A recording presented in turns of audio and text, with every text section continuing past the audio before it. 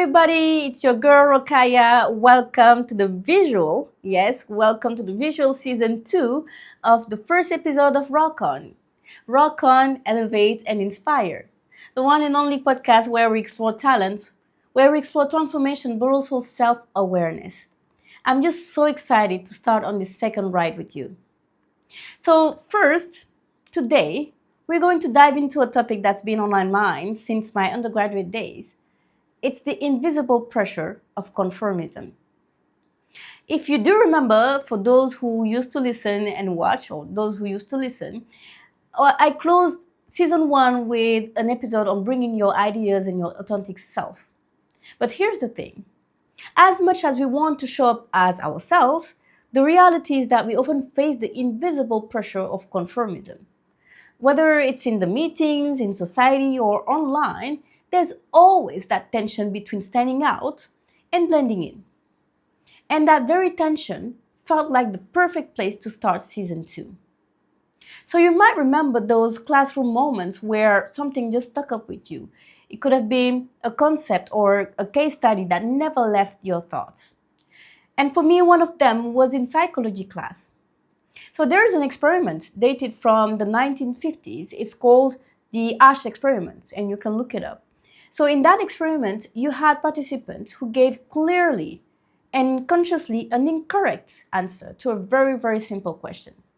And even though the correct answer was obvious, people answered otherwise just because others around them did the same. And those people were part of the experiment, right? And so I remember being so stunned by how easily people could abandon their own judgment and own thoughts just to fit in. And that's what we're going to explore today. The pressure of conformism across generation, how it shows up in work, in digital places, on the streets, and how it plays out in ideology and thought. So let's start with a big picture, the generational view. Right?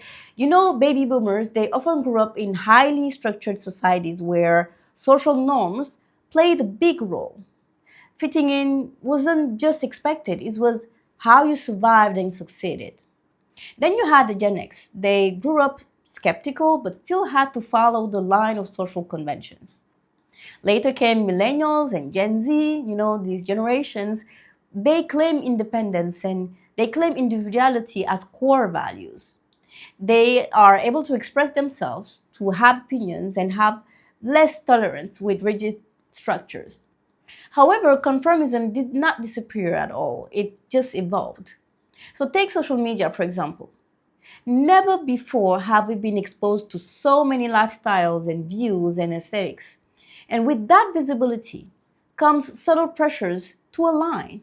So we may not be conforming to authority figures anymore, but we're often mirroring trends, whether that's fashion trends or dominant narratives or even ideologies.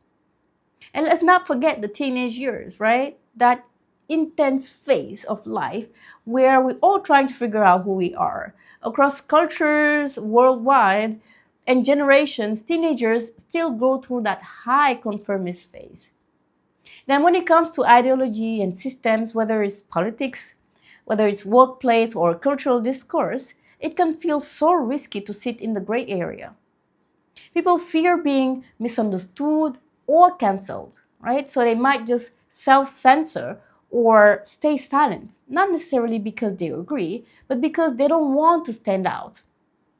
And this is where it gets even more subtle. We must learn to separate social influence and intellectual humility from self-censure. Sometimes there's this quiet shortcut our brain takes, right? It could be, yeah, I'm sure they must know better. I don't have this expertise. Maybe they know something that I don't. While humility is such a fantastic value to have and to embody, that type of voice that kind of censors you, keeping, confidence from you, can erode to question, can erode your challenge, can even offer a different perspective. So we begin to outsource our reasoning and our judgment, letting go of our inner compass, not because we are convinced, but because we feel outnumbered or unsure. And that's where conformism becomes problematic, not in the obvious follow the crowd moments, but in the invisible erosion of self-trust. Now let's bring it to the workplace, right? Where conformism is often more layered than it looks, right? When you apply for a job, for example, you are making an intentional and active choice of employer based on the company mission, based on the company values and ideals. Companies now invest so much in their employee branding. I've seen that. I know that. They showcase that branding on their career pages, on social platforms, and as a candidate, you are expected to adhere with that because you've seen it. And if you accept the offer, you're basically saying, I believe in this. But here's where it gets nuanced, right? Once you are inside the company, you begin to see the microcultures that exist. Depending on the leadership tone, the way people communicate, and the unspoken rules, the internal dynamics often shape a second layer of conformism. You will see expectations that were not visible from the outside, from the get go, and sometimes conformism within companies is about navigating hidden agendas. People may act aligned not because they genuinely connect with the culture, but because they are just protecting themselves. They're playing the politics card or pursuing personal goals. Then fitting in can become a strategy or a necessary step to survive, to influence, or just simply stay out of trouble.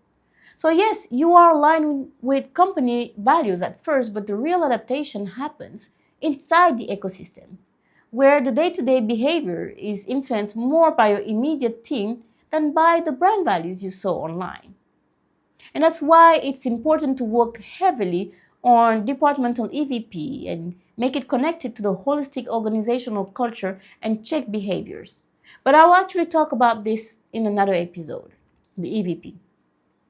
And so to come back on conformism in the workplace is not always about pressure. It's about subtle adaptation, fitting in with department's way of thinking or navigating between spoken ideals and lived realities.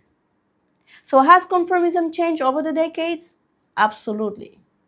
From blind obedience to trend following, from company values to departmental level dynamics, you also have societal expectations to ideological echo chambers. Conformism has simply changed its costume or uniform for that matter. And in my opinion, today, the biggest challenge might not be escaping conformism entirely, but it's about recognizing when it's happening and deciding where we draw our own lines. So, my friends, listeners, and watchers, if this episode got you thinking, share it with a friend, someone you know, and don't forget to subscribe so that you don't miss what's coming next. We've got some amazing conversations ahead. And until next time, keep rocking your complexity and remember, you don't have to fit the mold to make an impact.